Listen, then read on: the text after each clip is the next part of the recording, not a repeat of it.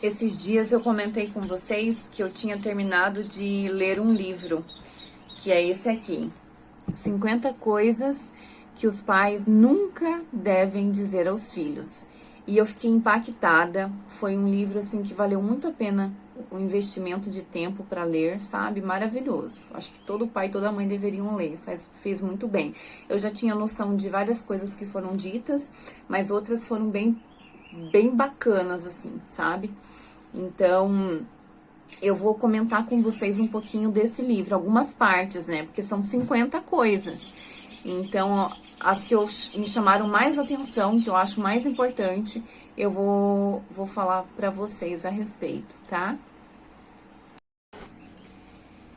Então, uma das coisas que um pai e uma mãe nunca devem falar para um filho e nem permitir que as pessoas em volta falem alguns termos pros filhos da gente este menino é uma peste. Você já ouviu alguém falar? Você já falou isso pra alguém? Pra alguma criança?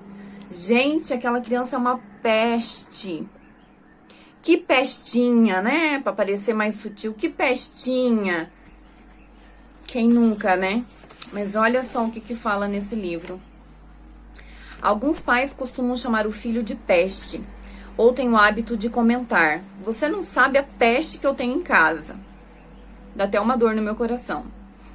Peste é uma doença contagiosa, uma epidemia, algo grave e nocivo, que se dissemina, causando danos e perdas.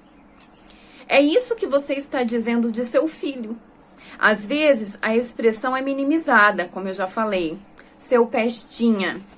Contudo, não passa de inflexão do substantivo. A força da palavra continua a mesma. O título original em inglês do filme O Pestinha, quem não conhece, né?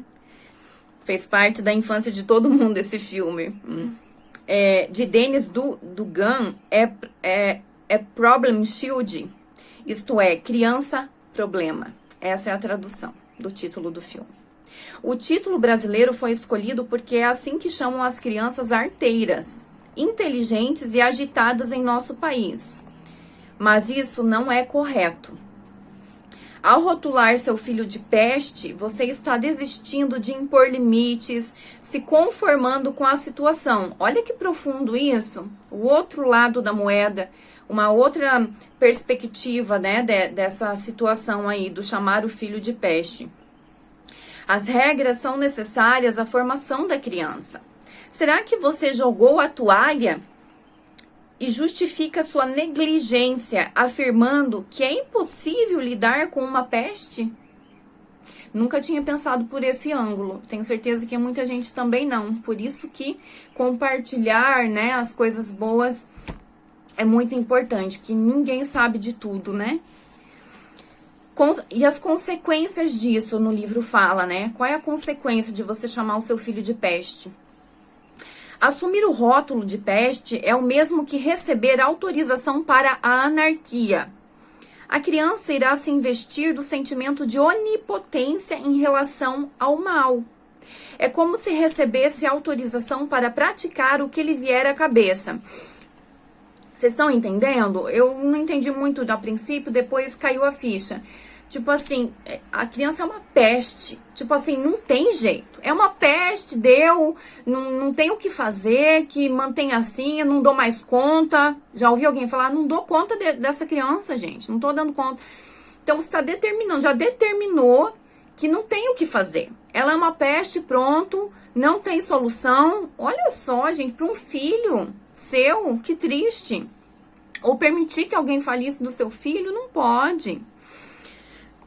Essa criança, ela crescerá desdenhando as leis.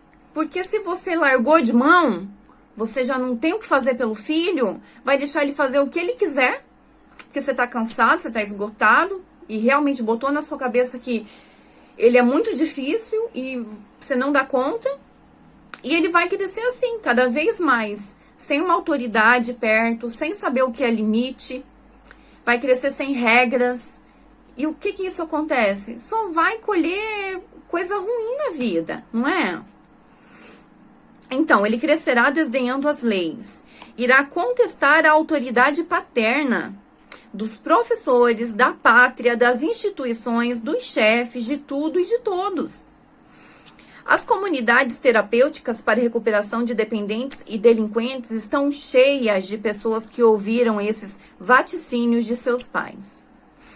E o livro aponta, né? Tá, você tá errando, você tá chamando o seu filho disso, tá permitindo que outras pessoas chamem disso. Mas o que dizer, né? Porque no momento da euforia ali, do calor da emoção do momento, né? Muitas vezes a gente fala coisas sem pensar, fala da boca pra fora. Não é nem o que a gente pensa, mas já caiu tanto na cultura de você falar algumas coisas, que de cultura não tem nada, né? Mas assim, se tornou comum a gente falar. Então, o que dizer? O que a gente pode se reeducar? Para ao invés de usar certas frases para os nossos filhos, a gente trocar, substituir essa frase que tenha um impacto bom no ouvido, no coração, na alma e depois, né, na fase adulta da criança. Que a gente está plantando aqui para colher lá na frente. Né? A gente está dando a estrutura, ajudando no desenvolvimento, na formação do caráter da criança, para que no futuro ela colha isso. O que você está plantando na vida do seu filho? O que a gente está plantando na vida dos nossos filhos, né? Então, o que dizer? Diga ao seu filho, existem regras e você precisa obedecer a elas. Os limites nesta casa têm de ser respeitados.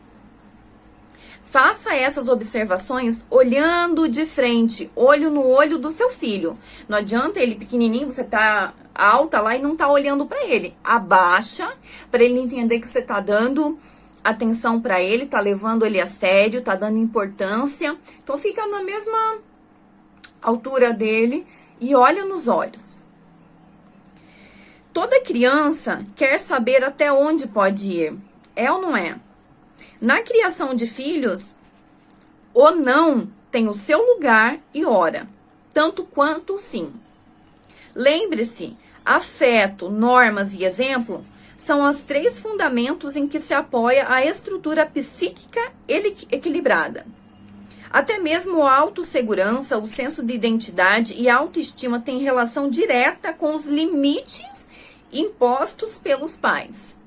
Então, você desde cedo impor esses limites para a criança, vai gerar coisas bem boas para ela, com certeza.